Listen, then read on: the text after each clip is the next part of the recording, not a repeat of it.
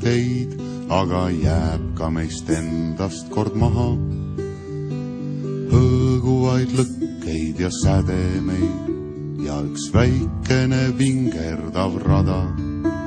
Ja kui satub kord keegi me rajale, ega tea, kust see algab või läheb, saab ta toetuda mändile. Tervist! Tere! Tere! Tere! Tere! Tere! Tere, ma! Tere! Tere! Tere! Tulge ennast nagu kodus, nii nagu ikka.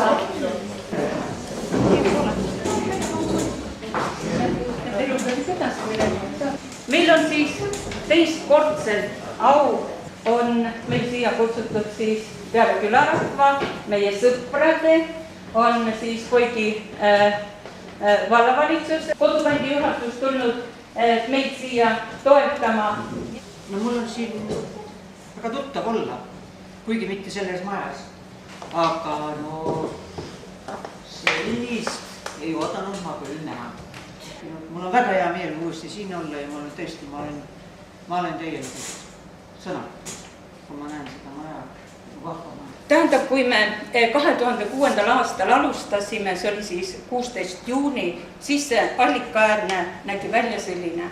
Ta oli täielikult võsastunud, aga nüüd on seal ilus maad, võsa on maha võetud, sinna asemele on rajatud siis laululava, allikas on väljas, seal on paadisild, seal on võimalik parvega sõita, seal on loodusrada, kaardistatud on need piirkonnad ja nii see algaski meil.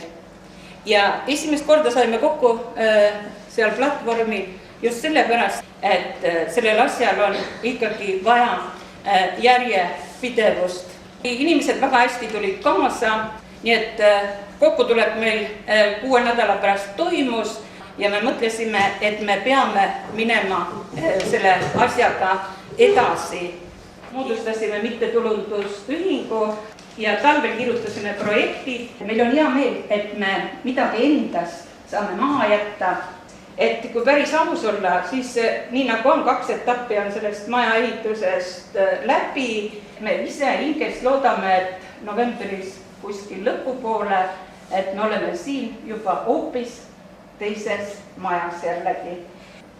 Kuskil 5 aastaga või vähem ajaga me oleme toonud sellesse külla sisse 5 miljonit krooni. Meie ise oleme maksnud selle omaosalusraha ja tänuks sellele on tahvel üles pandud siia seinale, kus on kõik need inimesed talude viisi kirjas, et meie inimesed võtavad osa joogatreeningust, kes käib laulmas, kes käib jõusaalis, et tähendab, kes teeb, see jõuab palju, et vanad, keskealised ja siis need pisikesed, et kõiki asju me teeme koos, nii tööd kui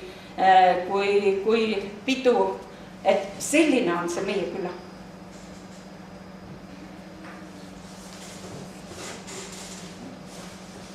Et kui ikkagi inimestel tahet ei ole, siis sa võid sinna isegi panna rahapaja ja ega see midagi juhtu. Et ilma valla toetuseta ei suudaks seda teha, et meisse on suhtutud kui võrdväärsesse partnerisse. Mõned aastad tagasi, kui ma siia valda tulin, et siis peab tõdema, et tõesti siin külas tahtsid inimesed midagi teha. Ma ütlen, et siin on imeline.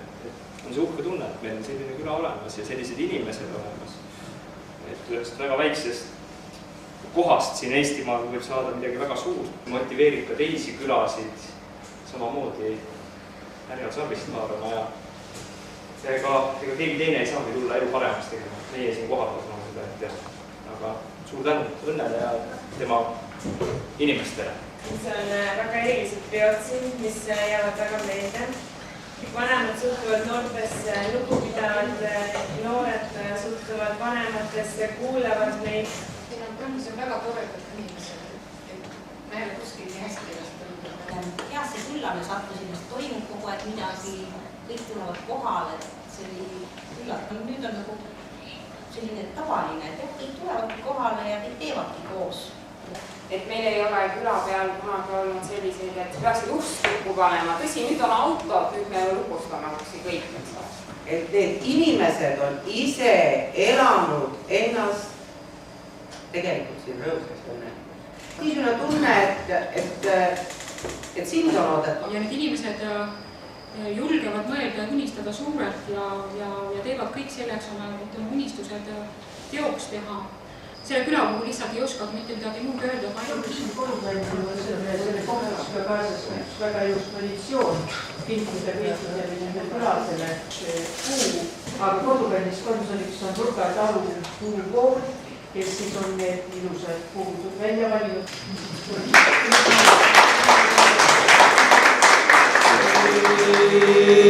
Suure uhke laevaga, mis lugeb mitmemast igale, suljalt tulgu merele, et jõuaks meile.